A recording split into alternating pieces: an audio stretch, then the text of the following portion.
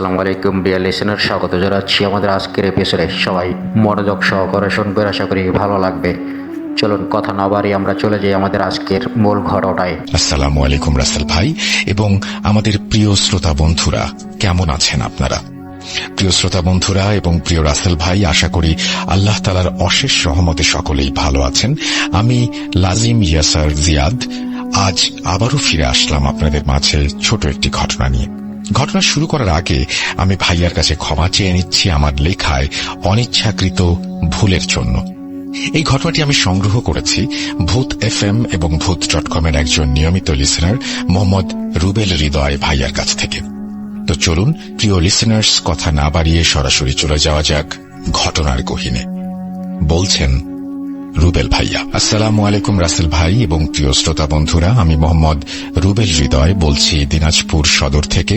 ঘটনা শুরুর আগে আমি প্রিয় রাসেল ভাইকে অসংখ্য ধন্যবাদ জানাই এতগুলো বছর যাবৎ আমাদের এভাবে ভৌতিক আনন্দ উপহার দেবার জন্য। আলহামদুলিল্লাহ। প্রিয় শ্রোতা বন্ধুরা, চলে যাওয়া যাক মূল ঘটনায়। আমার বাবারা মোট 4 ভাই। ঘটনার সূত্রপাত ঘটে আজ থেকে 10 বছর আগে। এশার আজানের আগে আগে আমার মেজো চাচার বাসায় হঠাৎ একটি কুকুর প্রবেশ করে। কুকুরটি বাসার উঠোনে প্রবেশ করেই সোজা গোয়াল ঘরে ঢুকে পড়ে এবং গরুর খাবার নষ্ট করতে শুরু করে। এমন সময় গোয়াল ঘরে গরুদের শব্দ পেয়ে চাচা এবং আমি আমাদের ঘরের থেকে বেরিয়ে আসি এবং এসব দৃশ্য দেখতে পাই। এটা দেখা মাত্রই চাচা দৌড়ে গোয়াল ঘরের দিকে যান। এমন সময় সেই কুকুরটি দৌড়ে গোয়াল ঘরের দরজার ওখানে চলে আসে। সাথে সাথে চাচা দরজা চাপিয়ে ফেলেন। এভাবে কুকুরটা বেরিয়ে আসলে হয়তো কাউকে কামড় দিতে পারে। এমতো অবস্থায় দরজার ফাঁকে কুকুরটার মাথা আটকে যায় এবং হঠাৎ এক নিমিষেই কুকুরটা সেখানে আঘাত পেয়ে মরে যায়। কি আর করা।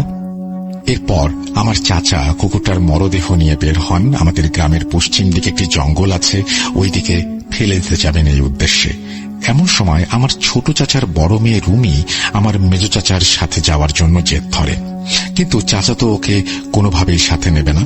এভাবে এক সময় রুমি কান্না শুরু করে। চাচা আর উপায় না পেয়ে ওকে সাথে নিয়ে যান। এরপর তারা কুকুরটির মরদেহ ফেলে দিয়ে স্বাভাবিকভাবেই কোনো সমস্যা ছাড়াই বাসায় চলে আসেন। খুব স্বাভাবিকভাবেই এই অনাকাঙ্ক্ষিত ঘটনাটির ইতি ঘটে সেই রাতে। তবে ইতি ঘটলেও পরদিন আবার তার সূত্রপাত হয় ভয়ানক এক অনাকাঙ্ক্ষিত ঘটনার মধ্য দিয়ে। পরদিন রুমির প্রচন্ড জ্বর আসে।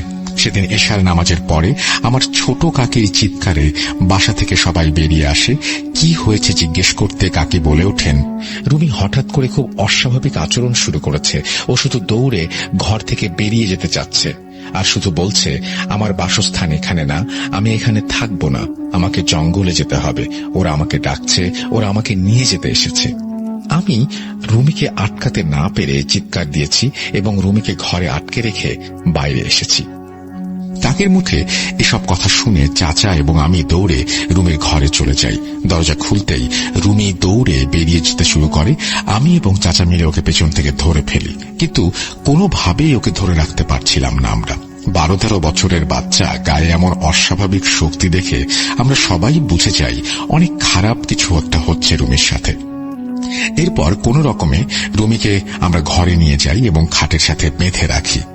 এমন সময় রুমি হঠাৎ করেই অজ্ঞান হয়ে যায়। রুমির এমন আচরণ দেখে আমি সাথে সাথেই আমাদের পাশের বাসার একজন দাদু, ওনার নাম হচ্ছে নেফাতুল্লাহ শাহ, তাকে ডেকে নিয়ে আসি।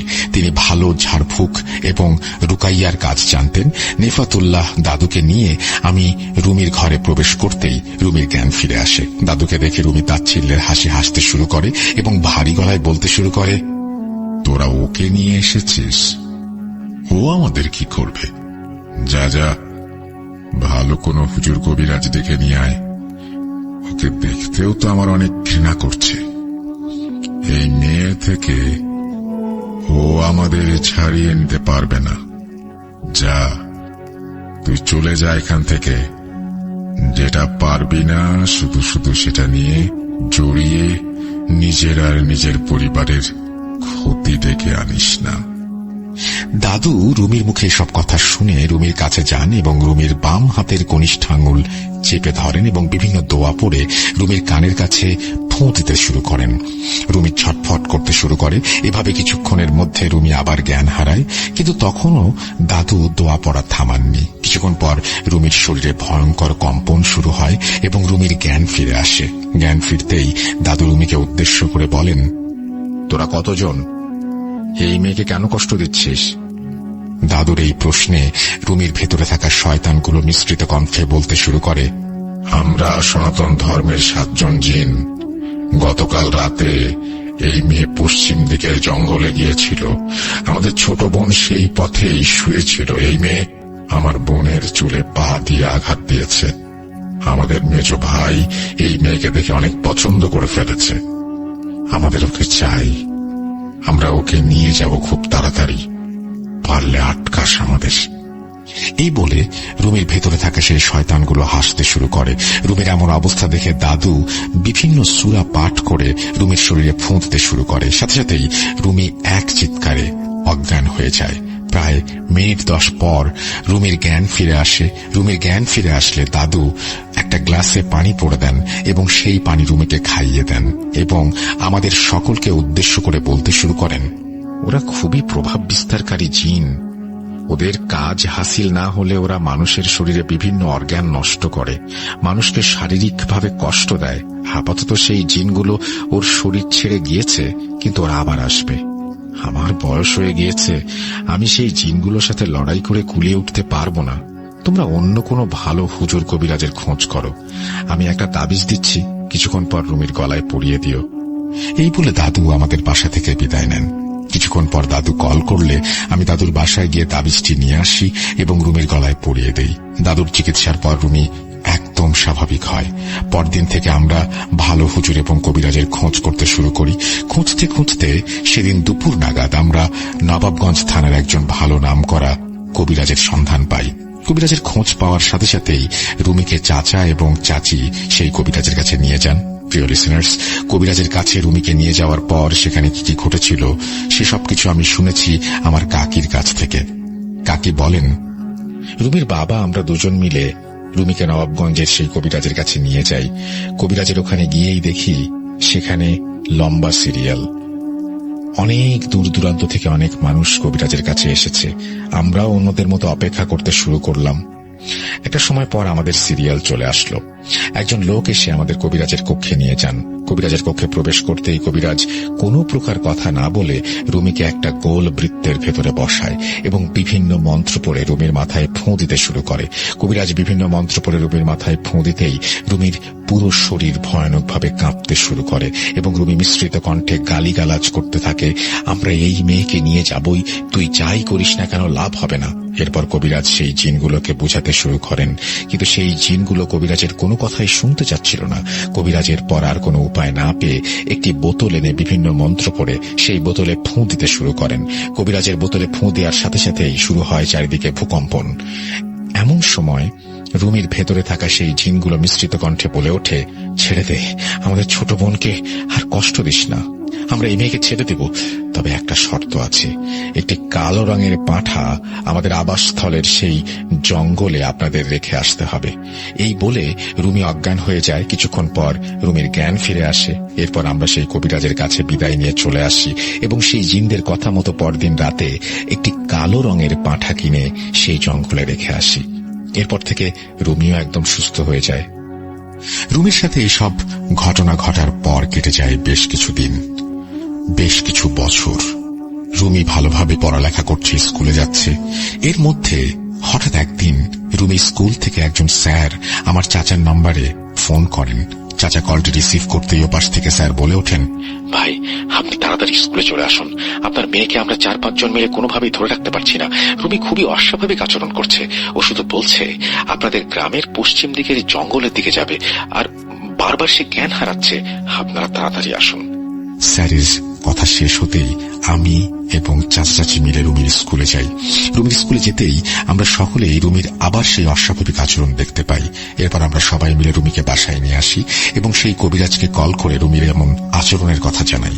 কবিরাজ আমাদের সব কথা শুনে রুমিকে তার কাছে নিয়ে যেতে বলে। ওই দিন দুপুরেই আমরা আবার রুমিকে সেই কবিরাজের কাছে নিয়ে যাই। কবিরাজের কাছে রুমিকে নিয়ে যেতেই যথারীতি কবিরাজ রুমিকে একটি গোল বৃত্তের মাঝখানে বসিয়ে বিভিন্ন মন্ত্র পড়ে রুমির মাথায় ফু দিতে শুরু করে। ফু দেওয়ার সাথে সাথেই রুমি অজ্ঞান হয়ে যায় এবং শুরু হয়ে যায় রুমির পুরো শরীরে ভূমিকম্পের মতো কম্পন। এমন অবস্থায় হঠাৎ করে রুমির জ্ঞান ফিরে আসে। রুমির জ্ঞান ফিরে আসতেই রুমি পুরুষ কণ্ঠে বলে ওঠে, আমাকে আবার কেন ডেকে নিয়ে আসা হয়েছে? প্রত্যুত্তরে কবিরাজ বলে, তোরা আবার এই মেয়েকে কষ্ট দিচ্ছিস? কবিরাজের এই প্রশ্নে রুমির ভেতরে থাকা জিনটি বলতে শুরু করে, না, আমরা তো কথা দিয়েছি আমরা আর কোনোদিনও এই মেয়েকে কষ্ট দেব না। আমরা ওকে কোনো প্রকার কষ্ট দেইনি। ওর আবার এই অবস্থার জন্য দায়ী অন্যজন।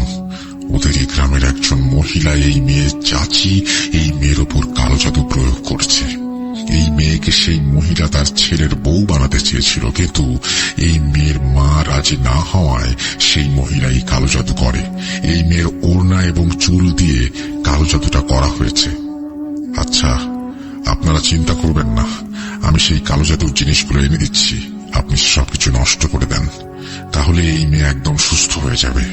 আর আমি কথা দিচ্ছি, এই মেয়ের আর কোনো ক্ষতি আমি হতে দেব না। এই মেয়েকে সেই শুরুর দিক থেকে আমার অনেক ভালো লেগেছে। আমি দূর থেকে সব সময় এই মেয়েকে বিভিন্ন বিপদ থেকে সাহায্য করব। এই বলে রুমি আবার অজ্ঞান হয়ে যায়। এরপর কবিরাজ রুমির পুরো শরীরে বিভিন্ন মন্ত্র পড়ে ফু দেন এবং বাসায় চলে যেতে বলেন আমাদের। কবিরাজের কথা মতো আমরা রুমিকে নিয়ে বাসায় চলে আসি। বাসায় আসার কিছুক্ষণ পর রুমির জ্ঞান ফিরে আসে। জ্ঞান ফিরতেই একদম স্বাভাবিক আচরণ শুরু করে সে। আমরা সকলেই বুঝে যাই রুমির উপর থেকে সকল বিপদ কেটে গেছে। এসব ঘটনার পর থেকে এখন পর্যন্ত রুমির সাথে আর কোনো অস্বাভাবিক ঘটনা ঘটেনি। পরিশেষে একটা কথাই বলতে চাই, প্রিয় লিসেনার্স, বিশ্বাস করা বা না করা আপনাদের ব্যাপার। ভাইয়াকে অনেক অনেক ধন্যবাদ আমার এই ঘটনাটি সময় নিয়ে পড়ে শোনানোর জন্য। প্রিয় লিসেনার্স, আপনারা সব সময় এভাবেই ভৌতিক আনন্দ পেতে থাকুন ভূত.com এর পাশে থেকে। আমি লাজিম ইয়াসার জিয়াদ আজ এখানেই বিদায় নিচ্ছি। খুব ওয়েলকাম ব্যাক, আপনাদের সবাইকে স্বাগত জানাচ্ছি আমি রাসেল। আশা করছি আপনারা সবাই ভালো আছেন আর ভালোর দলে আছেন। আমিও ভালো আছি, ভালোর দলে আছি। আর আবারও চলে যাচ্ছি ঘটনায়, আমাদের দ্বিতীয় ইমেলে। আশা করছি এই ইমেলটা আপনাদের ভালো লাগবে। চলুন কথা না বাড়িয়ে সরাসরি ঘটনায় যাওয়া যাক। আসসালামু আলাইকুম রাসেল ভাই। আসসালামু আলাইকুম লিসেনার্স। আশা করি সবাই ভালো আছেন। আমি জাহিদ হাসান সাবিদ বলছি যশোর জেলার ঝিকরগাছা থানার একটা গ্রাম থেকে। আমি কথা না বাড়িয়ে সরাসরি ঘটনায় যাচ্ছি। বাস থেকে নামতেই অঝরে বৃষ্টি। কোন রকমে গা বাঁচিয়ে একটা টি স্টলে নিজে এসে দাঁড়িয়েছি। তখন বিকেল 5:30। প্রায় 2 ঘন্টা টানা বৃষ্টি। বৃষ্টি শেষ হতেই খালাতো ভাই মামুন এসে হাজির। মামুন আমাকে দেখেই বলল, আর বলিস না সাবিত, ছাতাটা আব্বু নিয়ে গেছে, তাই তোকে নিতে আসতে দেরি হলো। তা কতক্ষণ এসেছিস তুই? এই তো 1 ঘন্টা 2 হলো ভাইয়া। তারপর দুইজন কুশল বিনিময় করে রওনা দিলাম ওদের বাড়ির উদ্দেশ্যে। মামুন আমার খালাতো ভাই। আমি চাকরি সূত্রে ঢাকায় থাকি, তবে গ্রামের বাড়িতে গেলেই মামুন ভাইদের বাড়িতে যাই। মামুন ভাই আমার থেকে 1 বছরের বড়। বন্ধুর মতো 2 ভাই আমরা, তাই ওকে তুই বলে সম্বোধন করি। সন্ধ্যা নেমেছে, কুয়াশার কারণে চারিদিকে আরো অন্ধকার হয়ে এসেছে। 2টো সিগারেট ধরিয়ে হাঁটা শুরু করলাম 2 ভাই। ওদের বাড়ির রাস্তায় কাদা হওয়ার কারণে কোনো যানবাহন চলে না, আবার সেই বৃষ্টি হয়েছে বলে একটা মানুষ রাস্তায় নেই।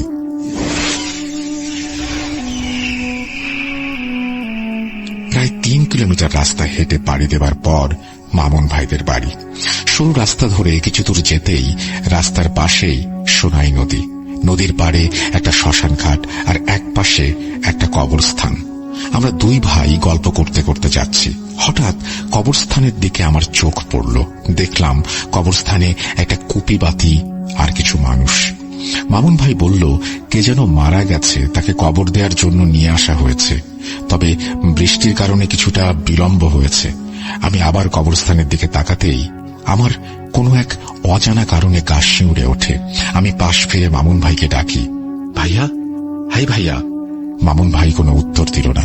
আমি ওর হাত টান দিয়ে ধরে বললাম, দ্রুত চল, আমার কেমন যেন ভয় ভয় লাগছে। খেয়াল করলাম ওর যে হাতটা আমি ধরেছি সেটা প্রচন্ড ঠান্ডা। মোবাইলের ফ্ল্যাশ লাইট জ্বালিয়ে ওর মুখের দিকে ধরতেই আমি যা দেখলাম তা দেখে আমার জ্ঞান হারানোর উপক্রম। আমি দেখলাম যে মানুষটার হাত আমি এতক্ষণ মামুন ভাই ভেবে ধরেছি সে আসলে মামুন ভাই নয়। আমি দেখলাম আমার থেকে প্রায় 2 হাতের বেশি উঁচু ভয়াবহ চেহারার একটা অশরীরীর হাত ধরে আছি আমি। মাথা উঁচু করে তার মুখের দিকে তাকাতেই দেখি তার চোখগুলো কোটর থেকে যেন বেরিয়ে আসছে।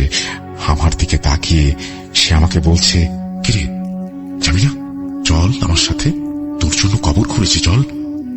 আমি এখনো তার হাত ধরে আছি, শরীরে কোনো শক্তি পাচ্ছি না। চিৎকার দিতে চাইছি কিন্তু গলা দিয়ে কোনো আওয়াজ বের হচ্ছে না। ওভাবে কতক্ষণ দাঁড়িয়েছিলাম আমার মনে নেই। মনে হলো আজ হয়তো আমি মারা যাব, তাই আল্লাহকে স্মরণ করছিলাম। তারপর একবার জোরে চিৎকার দিয়ে লা ইলাহা ইল্লাল্লাহু মুহাম্মাদুর রাসূলুল্লাহ বলে মনে শক্তি ফিরে পেলাম। পাশে দাঁড়িয়ে থাকা অবয়বটা নেই। ঝিরিঝিরি বৃষ্টি শুরু হয়েছে আবার।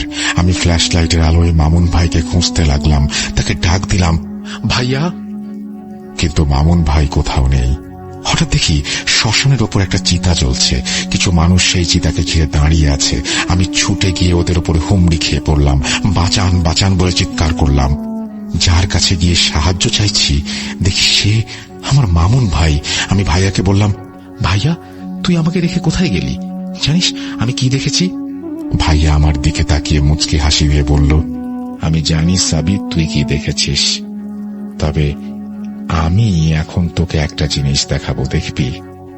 আমি ভাবলাম ভাইয়াকে পেয়েছি আর ভয় নেই, তাছাড়া এখানে অনেক মানুষ, আর কিছু হবে না। ভাই আমার হাতটা ধরল, আয় আমার সাথে আয়।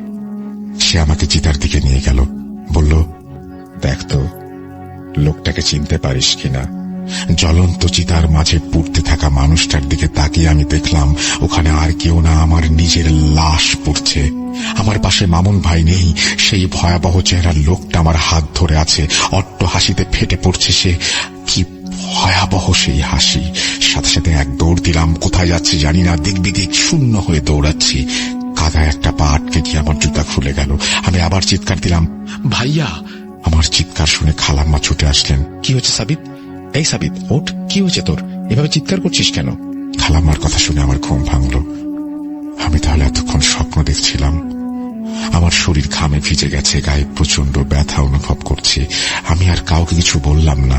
বিছানা থেকে উঠে ওয়াশরুমে যাওয়ার জন্য বের হব, তখন দেখি আমার ডান পায়ের জুতাটা নেই।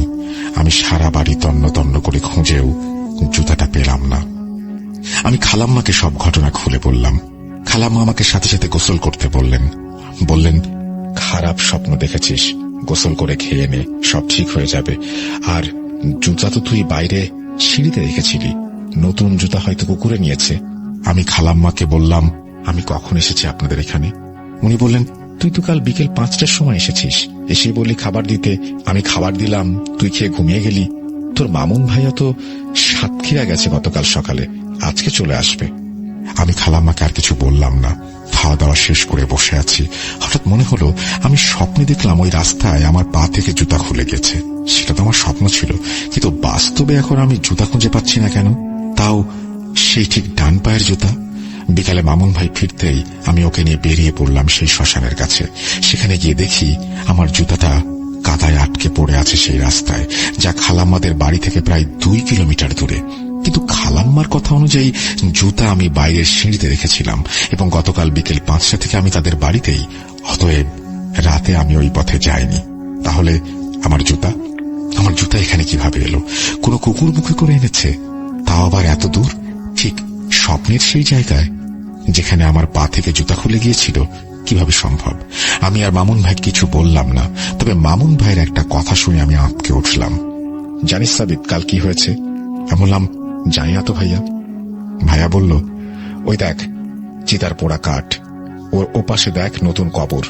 হিন্দু আর মুসলিমের ভালোবাসা তাদের পরিবার মেনে নিতে পারেনি। গতকাল দুজন বিষ খেয়ে এখানে এসে মারা যায়। এদিকটায় তেমন কেউ আসে না, ওরা বোধহয় মরতে এসেছিল। হাত উঁচিয়ে এক পাশে কবর আর এক পাশে চিতার পোড়া কাঠগুলো আমাকে দেখালো মামুন ভাই। আমি কি বলবো কি ভাববো বুঝতে পারছিলাম না। আমি তো এসবের কিছুই জানি না। তাহলে ওই স্বপ্নের মানে কি? সব ভয় ছাপিয়ে ওই ছেলে মেয়ে দুজনের জন্য আমার কষ্ট হতে লাগলো। মানুষ এই সমাজ ব্যবস্থার কাছে কতই না অসহায়। আমি আকাশের দিকে তাকিয়ে ওদের জন্য দোয়া করলাম, হে আল্লাহ, তুমি পরপারে ওদের ভালো রেখো।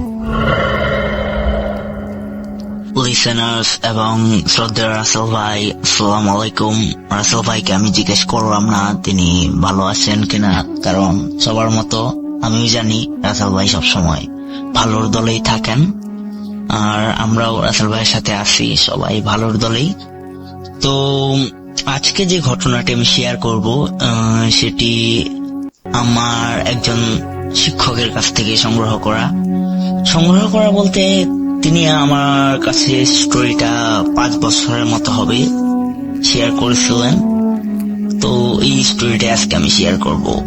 আর আমি বর্তমানে হায়ার এডুকেশনের জন্য ইউএসএ তে অবস্থান করার কারণে ঘটনাটি স্টুডিওতে এসে শেয়ার করা পসিবল না, সেই কারণে আমি লিখে পাঠানোর ট্রাই করছিলাম, কিন্তু আমার এই সময়টা আর কি হয়ে উঠতেছিল না। তাই ভাবলাম যে ভয়েস মেসেজ করেই পাঠিয়ে দিই, যদিও লিসেনাররা তেমন ইন্টারেস্ট দেখান না ভয়েস মেসেজের উপর, আমি নিজেও দেখাই না, তবু দিলাম আর কি আর করার।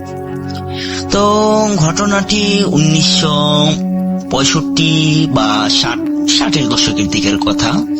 আমার যে শিক্ষক, ওনার বাবা ঢাকাতে জমি সংক্রান্ত যে রেজিস্ট্রার থাকেন এমন টাইপের একজন কর্মকর্তা ছিলেন আর কি। তো তিনি বিভিন্ন ব্যবসায়ী বা মানুষদের জমি সংক্রান্ত বিভিন্ন সমস্যা নিয়ে কাজ করতেন। তো তার একজন ক্লায়েন্ট ছিল যিনি চিটাগাং থেকে বিলং করতেন। তো তিনি অনেক সম্ভ্রান্ত একজন মানুষ ছিলেন। তো তিনি প্রায় আসা যাওয়া করতেন, আর ওনার সাথে মেবি কোনো একটি প্রবলেম নিয়ে ওনার একটা অনগোয়িং প্রসেস চলছিল, সেই কারণে দেখা যেত যে সপ্তাহে একদিন বা 4-5 দিনে একদিন ওনার আসা যাওয়া চলতই। তখন মেবি চিঠির যোগ ছিল, তো তিনি আসতেন আর কি। তখন হঠাৎ করে উনি আর আসেন না। তো উনি তো চিন্তিত হয়ে গেলেন। তো তিনি প্রথমেই দেখলেন এভাবে। তো হঠাৎ করে একদিন তিনি আসলেন। তো তিনি তাকে জিজ্ঞেস করলেন যে এমন আমরা তো এরকম ঝামেলা হয়ে গেছে, আপনার কোনো খোঁজ নাই, খবর নাই, তো কি হয়েছে? তখন উনি বললেন যে আসলে আমার ছেলের বিয়ে ছিল, যেহেতু বড় ছেলের বিয়ে, উনি একজন সম্ভ্রান্ত মানুষ, হিল ট্র্যাক এরিয়ার দিকে আর কি ওনার বাড়ি। তো অনেক বিশাল জায়গা নিয়ে ওনার বাগান বাড়ি টাইপের, আশেপাশে জঙ্গল টঙ্গলের ভিতর। তো অনেক বড় আয়োজন চলছিল। তখন কি হয়েছে, কয়েকটি কুকুর এসে খুব ডিস্টার্ব করতেছিল আর কি বিয়ে বাড়িতে। হঠাৎ করে, মানে পাহাড়ি এলাকায় হঠাৎ করে ওনার আলাদা বাড়ি টাইপের ছিল, তো বাংলো বাড়ি টাইপের। তো কুকুর সেভাবে এমন তো না যে এলাকা বা এমন কিছু, একদল কুকুর টাইপের আইসা খুব ডিস্টার্ব করতেছিল খাওয়া দাওয়া বা এমন টাইপের কোনো বিষয়ে। তখন উনার বড় ছেলে আর কি একটু থাকে না, মানে একটু রাগ বেশি বা মেজাজ একটু গরম এমন টাইপের ছিল আর কি। তখন সে যার বিয়ে আর কি, সে একটি লাঠি নিয়ে কুকুরগুলোকে তাড়া করে, আর একটি কুকুরকে সে মাথার মধ্যে আঘাত করে আর কি। তো কুকুরটার মাথা দিয়ে রক্ত পড়তে থাকে এবং কুকুরগুলো দৌড়িয়ে ধরেন যে জঙ্গল দিয়ে চলে যায় আর কি। তো তার কিছুক্ষণ পরে ভালো ছেলে, সবকিছু সুস্থ সবল, তার বিয়ের অনুষ্ঠান চলতেছে, বিয়ের অনুষ্ঠান না আর কি, ধরেন বিয়ের অনুষ্ঠানের আগে সকাল সকাল একটা প্রস্তুতি টাইপের না এমন আর কি, গায়ে হলুদ হয়ে গেছে। তো বিয়ে করতে যাবে তার আগ মুহূর্তে এমন একেবারে কোমায় চলে যায় না মানুষ, এমন হয়ে গেছে আর কি। তো তখন তো তিনিও বাইরে ছিলেন, যে আমার স্যারের আব্বুর যে ক্লায়েন্ট, তো উনি আসলেন, এসে সবার কাছে এই ঘটনাটা শুনলেন। তো তিনি পুরো ঘটনা শোনার পর অন্য একটা কিছুর অস্তিত্ব উনি মনে হয় টের পেয়েছিলেন। তো উনি কি করলেন, যে তাড়াতাড়ি আপনার এই যে কুকুরের যে রক্ত পড়েছিল, এই রক্ত গুলাকে, ফোটা ফোটা রক্ত পড়েছে তার ক্ষতস্থান থেকে, সেই রক্ত গুলাকে ফলো করতে করতে জঙ্গলের ভিতরে একা একাই গেলেন। তার সাথে কয়েকজন আসতে চাইছিল, কিন্তু তিনি কাউকে নেননি, তিনি একাই গেলেন। তো এভাবে তিনি হিল ট্র্যাক এরিয়া হলেও, জঙ্গল হলেও, যেহেতু তার নেটিভ এলাকা, তিনি তো জানেন মানে কোন এরিয়াটায় কি থাকতে পারে বা এরিয়া সম্পর্কে তার একটি মোটামুটি ভালো ধারণা আছে। তো তবুও তিনি হঠাৎ করে কোথায় যেন হারিয়ে যাওয়া টাইপের, মানে অন্য একটি মানে চলে গেলেন আর কি। তখন উনি দেখলেন যে জঙ্গলের পর হঠাৎ করে একটি গ্রাম টাইপ না তো, আর একটি বাজারের মতো, আর বাজারটি ওনার কাছে পুরনো মনে হইতেছে, যেটি তো টাইম পিরিয়ডের যেমন চেঞ্জ হয়ে গেছে। ধরেন যে আমরা যদি হঠাৎ করে 1960s এর টাইমে চলে যাই, আমাদের যেমন ফিল হবে, ওনারও মনে হইতেছিল যে যুগ যেমন পিছিয়ে গেছে। মানে তো বাজারে কেউ নাই, শুধু একটি বট গাছ, এর নিচে একটি মুচি বসে বসে আর কি ওনার জুতা সেলাইতেছিল আর কি। তো উনি ওনার কাছে গেলেন, মুচিকে সব ঘটনা বললেন যে, তখন মুচি কোনো কথা বলল না, যে উনি ওনাকে একটি কাঁঠাল পাতা দিয়ে বলল যে ওইদিকে যাইতে। তো উনি তো কিছু বুঝলেন না, তো তিনি মুচির সাথে আর কথা না বলে পাতাটি নিয়ে আর কি যে উনি চলে গেলেন। তো বাজারটা ক্রস করার পর তো উনি আস্তে আস্তে যখন এগোচ্ছিলেন, তখন একটা বিশাল সুন্দর ডেকোরেটেড মসজিদ দেখতে পেলেন আর কি। তো দেখলেন যে মসজিদের বাইরে ধরেন যে পাহারাদার টাইপের মেবি ছিল একজন। ওনার কাছে উনি যখন ঢুকতে নিছেন, তো নর্মালি হাত বাড়াই, তখন তিনি নিচে থেকে বুঝতে পারছেন যে কাঁঠাল পাতাটি দেওয়ার সাথে সাথে তার পথ ছেড়ে দিল, তিনি ঢুকলেন মসজিদে। তো তখন ঢুকে দেখলেন যে ভিতরে, বাহিরে থেকে মসজিদে কেউ নেই, কিন্তু ভিতরে কানায় কানায় পূর্ণ মসজিদ। আর সবচেয়ে আশ্চর্যজনক বিষয় হচ্ছে যে ভিতরে যে মানুষগুলো ছিল বা যে মুসল্লিগুলো যারা নামাজ পড়তে এসেছিলেন, তারা সবাই খুব হ্যান্ডসাম টাইপের ছিল আর কি। সবার মধ্যে একটি সৌন্দর্যের ফুটে উঠছিল চেহারা, কাপড় চোপড়ের ধরনে। আর অনেকটা আমরা অ্যারাবিয়ান ওয়ার্ল্ডকে যখন দেখানো হয়, মানে ধরেন যে এই আলাদিনের সিনেমাতেই বলেন, যে এখানেই বলেন যে আছে না জুব্বা আলখাল্লা টাইপের, পরে মাথার মধ্যে পাগড়ি থাকে, সবার দাড়ি আছে, এমন টাইপের পোশাক আশাক ছিল আর কি। তো তখন উনি দেখলেন নামাজ সবাই, জোহরের টাইম মেবি ছিল, সবাই নামাজের প্রস্তুতি নিচ্ছে। উনি কি করলেন, উনিও দাঁড়িয়ে নামাজ আদায় করলেন সবাই একসাথে। তখন যে দেখলেন যে সবাই এক জায়গায় জড়ো হলো, বসলো আর কি। দেখা যায় না মসজিদে বসে আলোচনা করে মুসল্লিরা, এমন টাইপের হচ্ছে।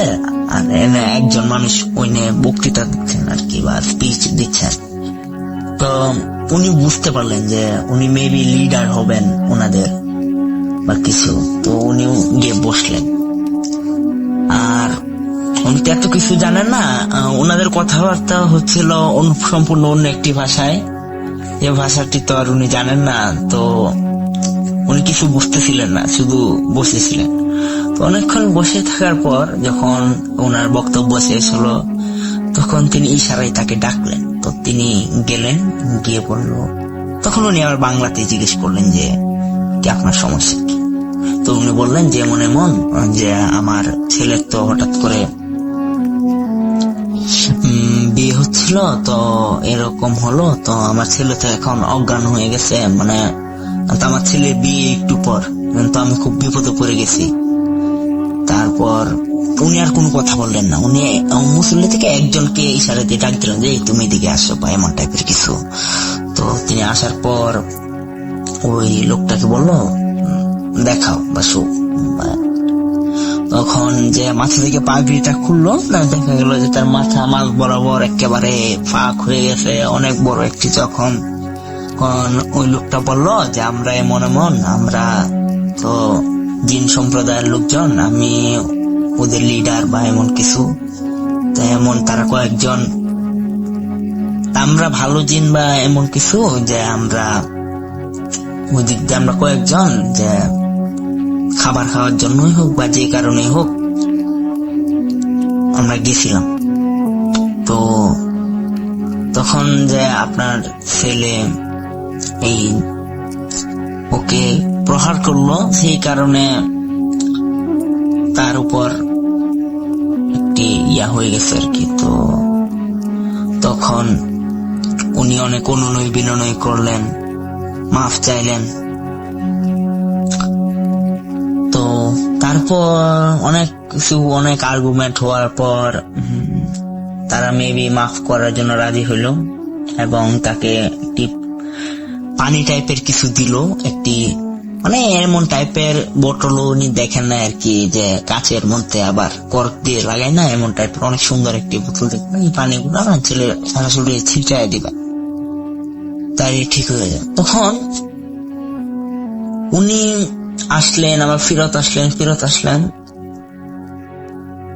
ওই বাজারে আসলেন, আবার এই মুচিকার দেখলেন না তিনি। তো তিনি আর পাত্তা দেন, তিনি তখন অনেক হারিতে ছিলেন তার ছেলে।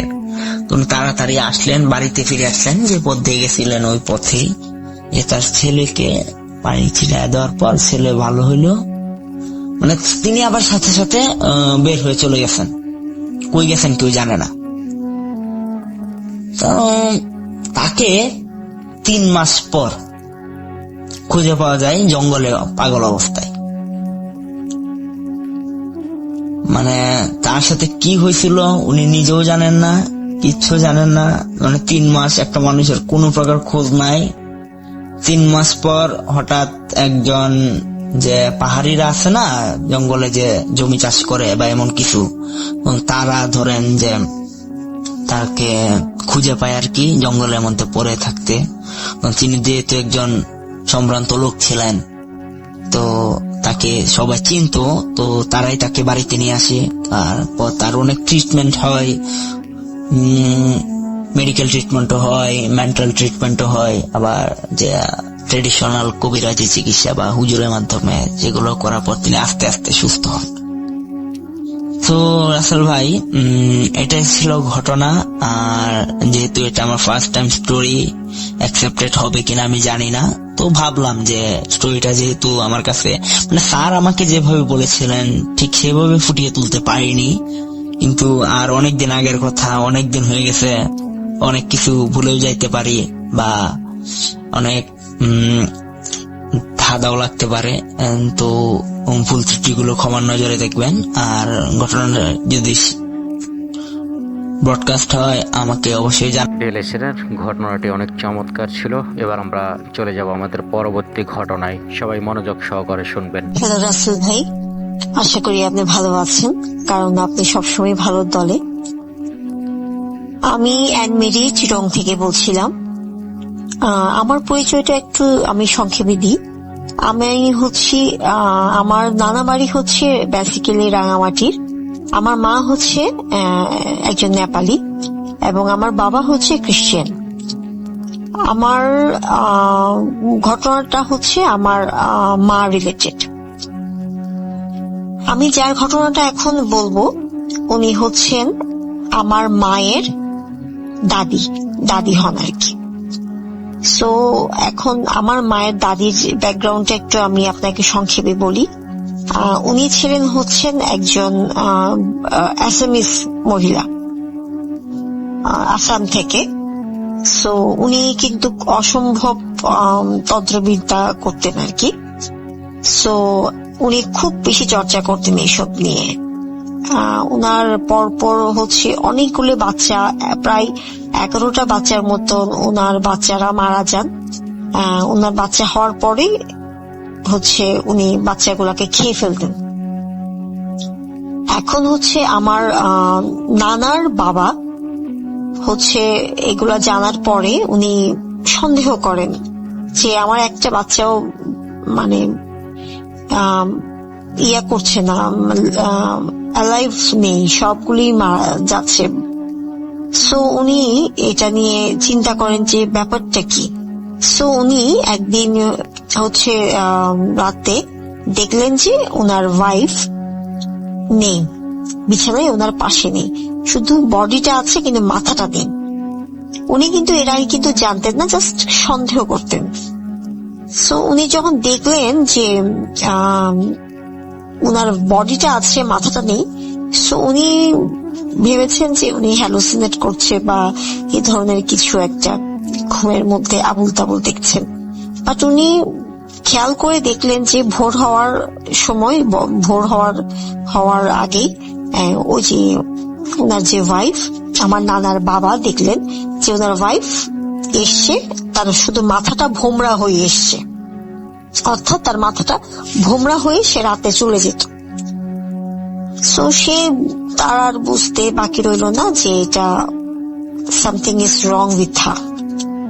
সো এরপরে উনি ওনাকে একটু অবজার্ভ করা শুরু করলো, কিন্তু উনি কিন্তু জানতেন, দেখতেন যে উনি এইসব তন্ত্র মন্ত্র করতেন রাতে। ওনার আলাদা একটা ঘর ছিল, ওখানে উনি রাতে হলেই তন্ত্রবিদ্যা করতেন। সো আরেকদিন উনি খেয়াল করলেন যে উনি রান্না করছেন, ওনার ওয়াইফ মানে আমার দাদার মা, উনি রান্না করছেন কিন্তু চুলার ভিতরে ওনার পা দিয়ে রান্না করছেন, পা ঢুকিয়ে, মানে লাকড়ির পরিবর্তে ওনার পা দিয়ে উনি রান্না করছেন। হ্যাঁ, এগুলো অনেক কিছু উনি অবজার্ভ করেন। করার পরে উনি এই সিদ্ধান্তে আসেন যে এবার যদি উনি বাচ্চা ডেলিভার করেন, উনি আর ওই বাচ্চাটাকে সেভ করার জন্য উনি যা করণীয় তাই করবেন। তো এবার আমার নানার জন্ম হয়। জন্ম হওয়ার পরে আমার নানা একদম ওকে সাথে সাথেই আমার নানাকে সরিয়ে ফেলেন, আর মানে ওই বাচ্চাটাকে সে আর খেতে পারেনি।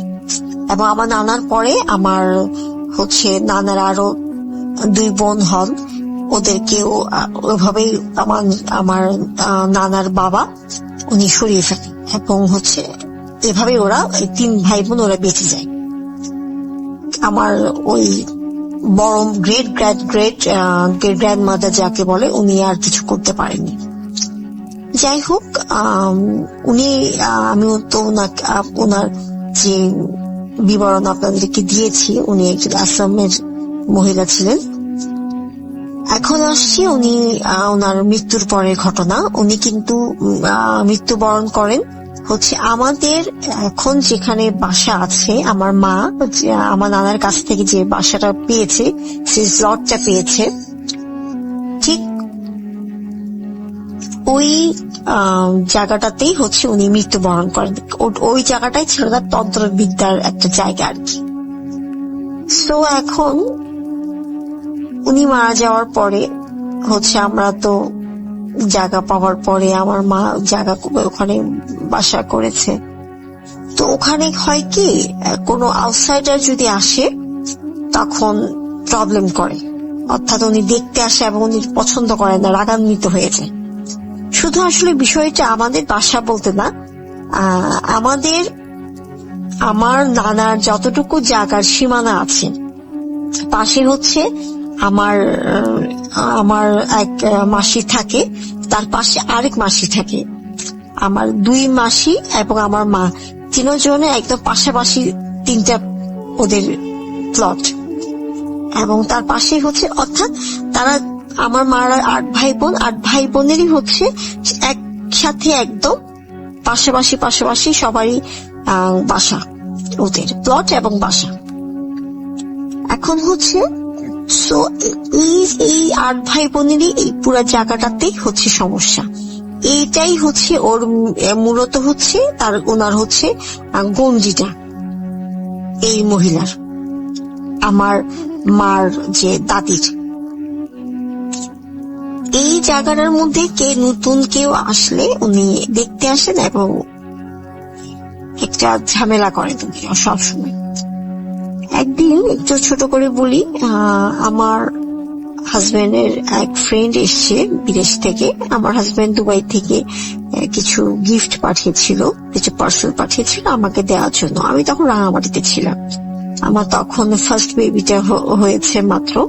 সো আমি আমার মার বাসায় আমি গিয়েছি। এখন হচ্ছে উনি এসে, তখন ছিল আবার রমজান মাস। সো উনি আমাকে বললেন যে ভাবি আপনি আমাকে ভোরের দিকে, আপনি আমাকে 3টার দিকে আপনি আমাকে উঠে দিয়ে আমি সেরি করে আমি চলে যাবো চিরঙে। উনি আমার বেসিক্যালি চিরঙের। আমি বললাম ঠিক আছে, কোনো সমস্যা নেই। এখন ওনাকে যে রুমে থাকতে দিয়েছি ওটা একটু পিছনে আমাদের রুমে, আমার বেডরুমের 2টা রুমের পরে হচ্ছে রুমটা। এখন উনি রাত্রে আনুমানিক 1টা-2টার দিকে হবে, উনি হচ্ছে একদম দরজা জোরে জোরে করে নক করছে আমার। তো আমি বললাম যে কি হলো?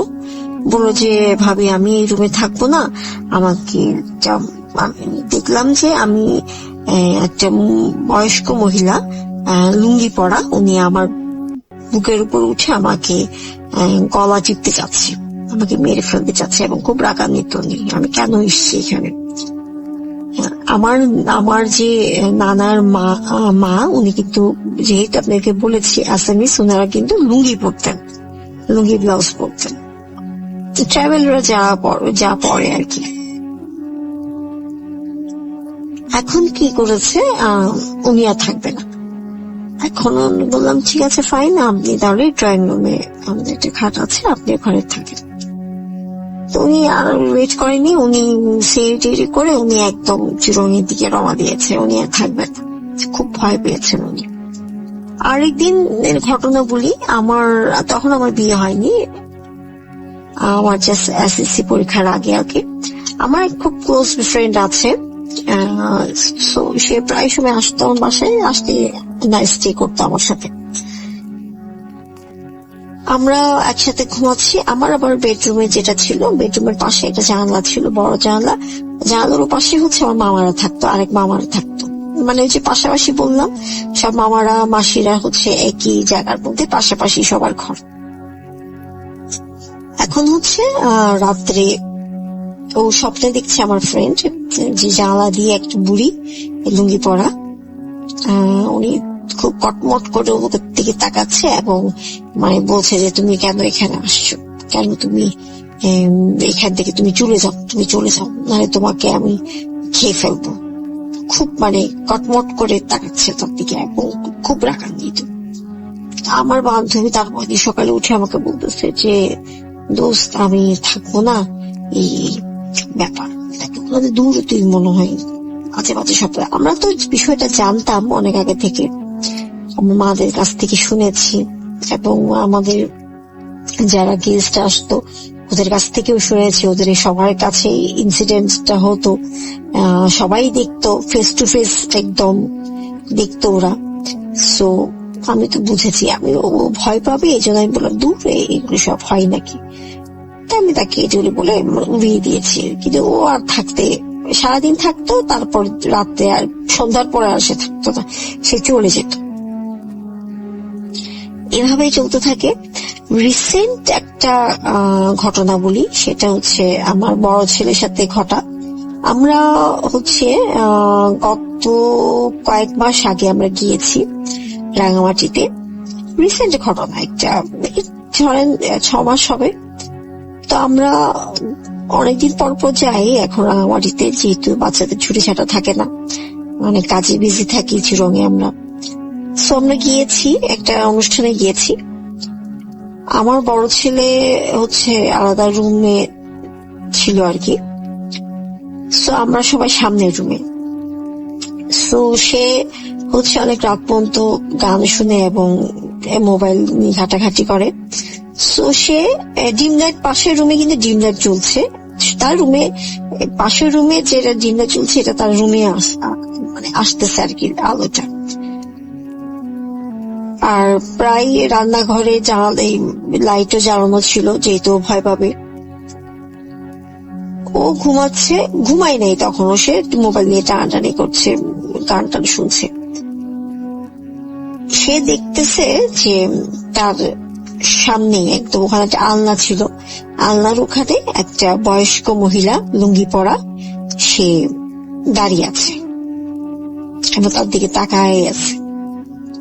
তো তার সামনে যেহেতু মোবাইল ধরা, তার মুখের সামনে মোবাইল ধরা, তো সে কিন্তু দেখছে যে তার সামনে কেউ দাঁড়িয়ে আছে, তার খুব কাছে না কিন্তু তার একটু দূরে দাঁড়িয়ে আছে এবং তার দিকে তাকিয়ে আছে। সে কিন্তু সব দেখছে। সে দেখার পরে সে তো জানে আমার বড় ছেলে একটু যথেষ্ট সাহসী, সে ভয় পায় না এইসবে, কারণ সে তো জানে এটা কি। সে কি করেছে, ইগনোর করেছে, না দেখার ভান করে অপর পাশে শুয়ে সে মোবাইলে গান, হেডফোন ঢুকিয়ে সে গান শুনছে এবং চোখ বন্ধ করে শুয়েছিল। ওদিকে আর সে নোটিস করেনি, সে বুঝাতে চেয়েছে সে এটা নোটিস করেনি, সে জাস্ট জিনিসটাকে ইগনোর করেছে, করে সে তার মতো করে ওর পাশে ফিরে সে তার কাজ সে করছিল। তো এভাবে অনেক আসলে ঘটনা হতে থাকে। আরেকদিনের ঘটনা বলি, আমার হাজবেন্ড ওখানে গিয়েছিল আমার সাথে। তো আমি আর সে হচ্ছে ভিতরে রুমে শুয়েছি। এই তো আমাদের লাস্টে একটা রান্নাঘরের সাথে একটা রুম আছে ছোট, ওটাতে আমি আরো শুয়েছি। ওটা আমরা আবার এক্সটেনশন করে একটা কাঠের ঘরের মতো করেছিলাম আর কি। তো জানালা দিয়ে ফুরফুর বাতাস আসতেছে, দুটা জানালাই আমি খুলে রেখেছি। ওটা হচ্ছে একটা বাঁচা ঘরের মতো আর কি, যে বাসাটা কথা বলছি ওটা একদম নিচে জাস্ট হচ্ছে কাঠ দিয়ে তৈরি করা। তো আমি শুয়ে গিয়েছি, আমার হাজবেন্ড তখনও ঘুমায়নি, ও মেবি গান শুনছিল বা তখনও মানে তন্দ্রার মতো হয়ে এসছে আর কি। তা সে দেখছে এক মহিলা লুঙ্গি পরা জাস্ট রান্নাঘরের ওদিকে দাঁড়িয়ে আছে। এবার রান্নাঘর থেকে আস্তে আস্তে আস্তে আস্তে হেঁটে হেঁটে আমাদের বেডরুমে যে দরজার পর্দা ধরে দাঁড়িয়ে আছে এবং তার চোখের পলক পড়তে না পড়তেই আমার হাজবেন্ডের সে একদম খাটের কিনারে চলে এসছে, সে তাকে ভালো করে উকি ঝুঁকি মারি দেখছিল আর কি। সো সে তো কখনো এনকাউন্টার হয়নি তার সাথে, কখনো ফেস টু ফেস। আর তার তো সে আমার কাছ থেকে শুনেছে এইসব ঘটনাগুলো, বাট সে কখনো ফেস টু ফেস এটা আসলে দেখেনি, এনকাউন্টার হয়নি তার সাথে কখনো। সো সে ভয় পেয়ে গিয়েছিল। তো আর কিছু না করে ও প্রার্থনা করে সে শুয়ে গিয়েছে। তারপর আমাকে সকালে বলছিল যে এরকম এরকম আমি একটা মহিলা দেখেছি। আমি তাকে বললাম যে তুমি যাকে দেখেছ সেটা হচ্ছে অমুক। আমি তাকে বললাম, সে বললো যে হ্যাঁ আমি বুঝতে পেরেছি, এই জন্য আমি ভয় পেয়েছিলাম, তোমাকে ডেকেছি কিন্তু তুমি একদম অঘোর ঘরে ঘুমাচ্ছ। এভাবে এখনো আমাদের আসলে ঘটনাগুলো ঘটছে প্রতিনিয়তই। আর হচ্ছে ওখানে আমরা এখন আর কেউ নেই, ওখানে আমরা ভাড়া দিয়েছি, ভাড়াটিয়ারাও আসলে থাকতে পারে না, অনেক ভাড়াটি এসছে চলে গিয়েছে, কিছু স্টুডেন্ট ছিল ওরাও চলে গিয়েছে। লাস্টে যারা ভাড়াটিয়া ছিল একটা হিন্দু ফ্যামিলি, ওদের ছেলের বউয়ের পেটে বাচ্চা ছিল, বাচ্চাটাও মারা গিয়েছে এখানে আসার পরে এবং উনিও মারা গিয়েছে, মহিলাও মারা গিয়েছে। তারপরে তার শ্বশুর শাশুড়ি এরাও মারা গিয়েছে, তার হাজবেন্ড উনিও মারা গিয়েছে। এখানে আসার পরে ওরা ফ্যামিলির প্রায় 3-4 জন এখানে এই বাসায় মারা গিয়েছে পরপর একদম। তারপরে লাস্টে ওরা যারা বেঁচে ছিল ওরা বাসাটা ছেড়ে দেয়। আসলে এইসব ঘটনা এখনো আসলে কন্টিনিউ হচ্ছে। যাই হোক রাসেল ভাই, আজকের মতো করে আমি বিদায় নিচ্ছি। আমার কাছে আরো অনেক কিছু ঘটনা আছে, পরবর্তীতে আশা করি আমি শেয়ার করব আপনাদের সাথে কোনো একদিন। আমার ঘটনাটি ভালো লাগলে আপনার ভূত.com-এ আপনি শেয়ার করবেন, সেটা আশা করছি। আপনি ভালো থাকবেন, আমাদের জন্য দোয়া করবেন, আপনার দোয়ায় আমাদেরকে রাখবেন। প্রিয় লিসেনার, আজকের মতো এ পর্যন্তই। যদি এই ঘটনাগুলো আপনাদের ভালো লাগে তাহলে একটি লাইক করুন, আর কমেন্টসে জানিয়ে যান আপনাদের এই ভিডিওর কোন অংশে আপনাদের ভয় লেগেছে, আর আপনার বন্ধুদের সাথে শেয়ার করুন। চ্যানেলটি সাবস্ক্রাইব করে আমাদের সঙ্গেই থাকুন। আজকের মতো এ পর্যন্তই। আল্লাহ হাফেজ। আসসালামু আলাইকুম।